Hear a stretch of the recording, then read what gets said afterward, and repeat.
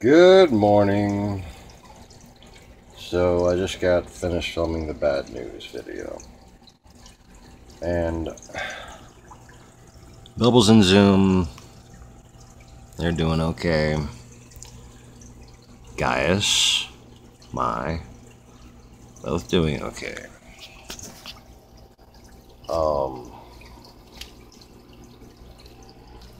Tatsuki improves every time I give her one of these treatments. So I'm going to show you how I do these treatments.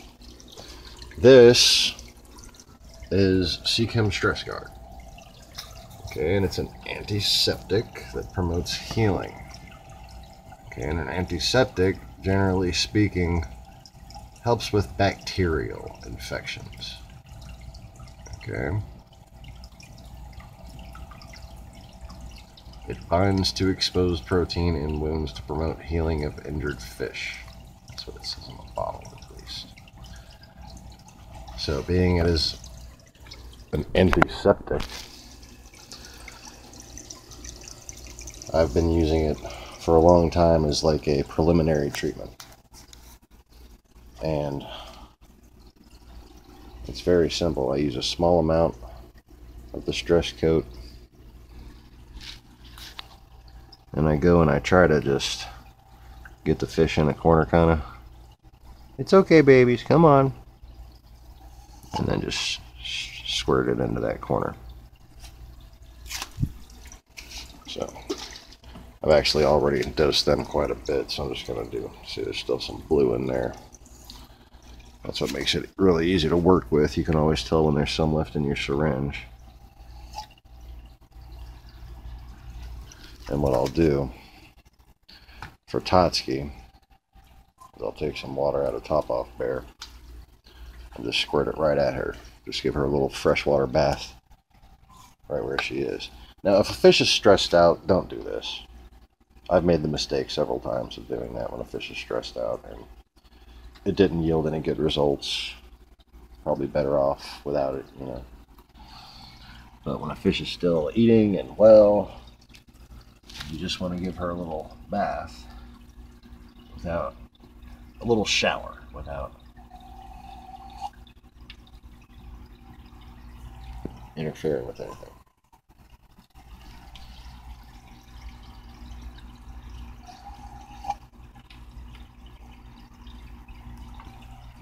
She doesn't mind that at all.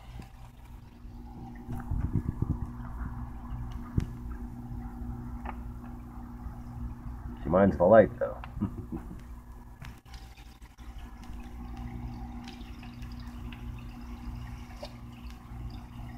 She can see that infection on her.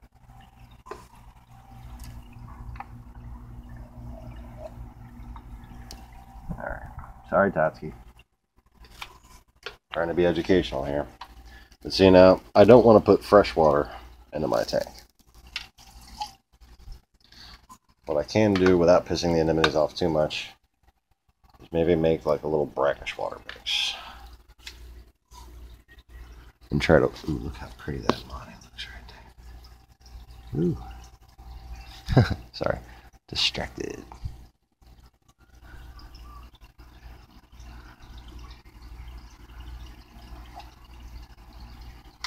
Okay, so I got a little spot where they're chilling.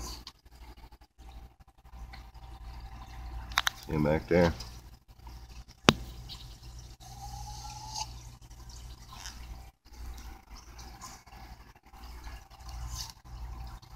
Now, this isn't anything but an addition to garlic foods. I've turned down the overflow,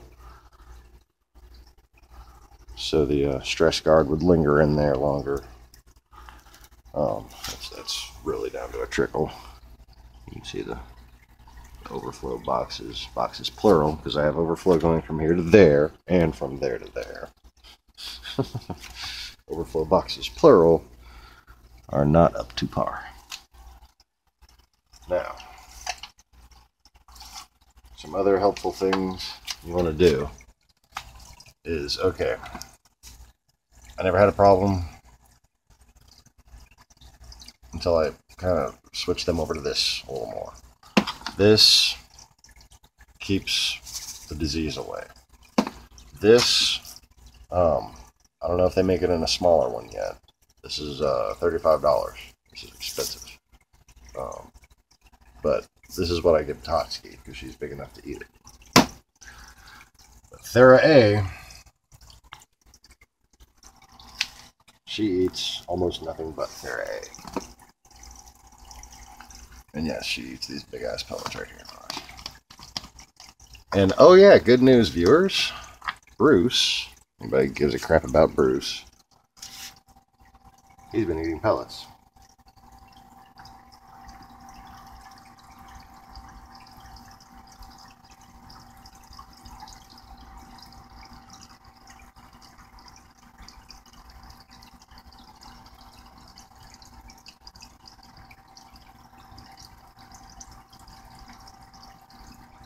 So,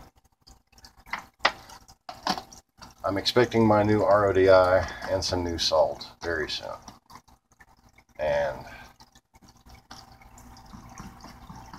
because I know iron helps immune systems, I'm going to dose a little bit of iron.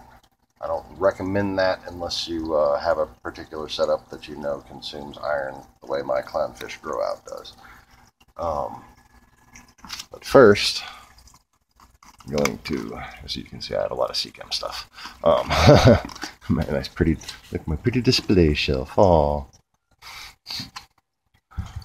Anyway, yeah, I used to be a grocery man. Can you tell? So, this one's getting kind of low. I'm going to give a couple in here for Gaius. Get him, Gaius. What are you doing, dude? You can't be slatching. The little ones are for you. Get the little ones. Come on, man. There you go. There you go. Maya's sitting there cleaning up when they get back. Alright.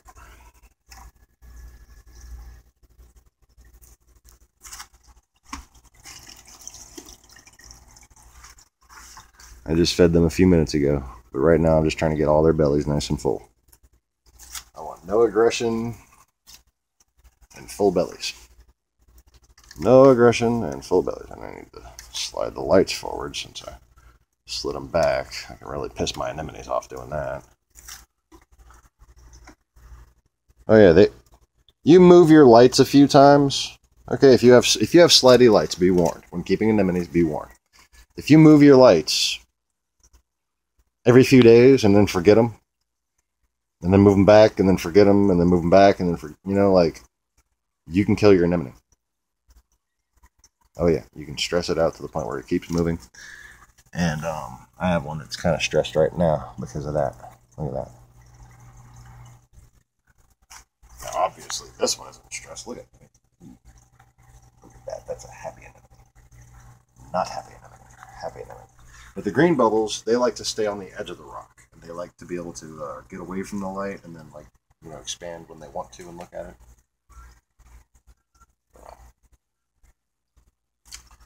Anyways. So, for clownfish, especially younger clownfish that have grown in your tank, and say you don't do regular water changes, if you add, like, essential elements, which you shouldn't do if you have an anemone. Don't use essential elements if you have an anemone. Or, like, Plus, or what's the new fuel one? Fuel? From, what's the Aqua Vitro or some crap. But my system uses a lot of iron, and my hand can't open a bottle with one finger. Come on. Oh, I got it. Okay. I have an easier time opening a Coke can with one hand. Holy crap. Okay. So, this gets consumed by clownfish eggs and little babies as they grow out.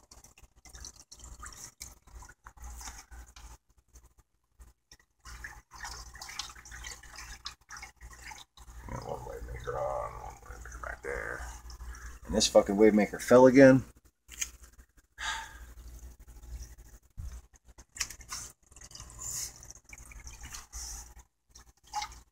Well, that could be restricting my... That could be what's causing this fucking cyano dead spot up here. Wow. Okay, so... I know my iron levels are too low. Is that enough to bring it back up to the proper level? Maybe, maybe not. I don't think it is. I try to aim low. But that's what algae's for. It eats up all the bullshit. Okay. It also eats iodide. I dosed a little bit last night. I was falling behind. But I have lots of things that consume iodide. I'm just going to dose a little bit more. Plus, Bubbles is producing gametes right now, and I might actually consider harvesting eggs soon. So I'm just, keeping that level a little bit constant for a while. And now one thing that helps fight infections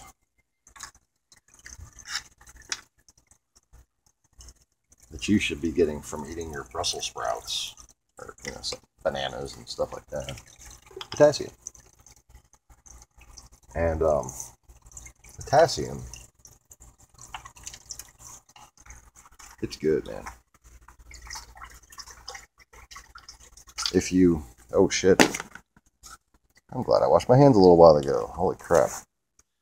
If you add too much potassium and you have a decent refugium... Hold on a second. Drying off the hand, drying off the hand, drying off the hand. Dingo, be quiet. The hand is dry. Ish. That's not quite right. So anyways. This is a good way to give yourself an algae problem. But with little baby clownfish growing up, it's worth it. And if you don't have nitrates and phosphates, those minerals will go to good algae, not bad algae. And if you see your coraline starting to bleach a little bit like that, time to dose some 2-part. So that's what I'm going to do next. But that's all for this video. So thanks for watching, everybody. Please click the like button and subscribe if you haven't already. Peace.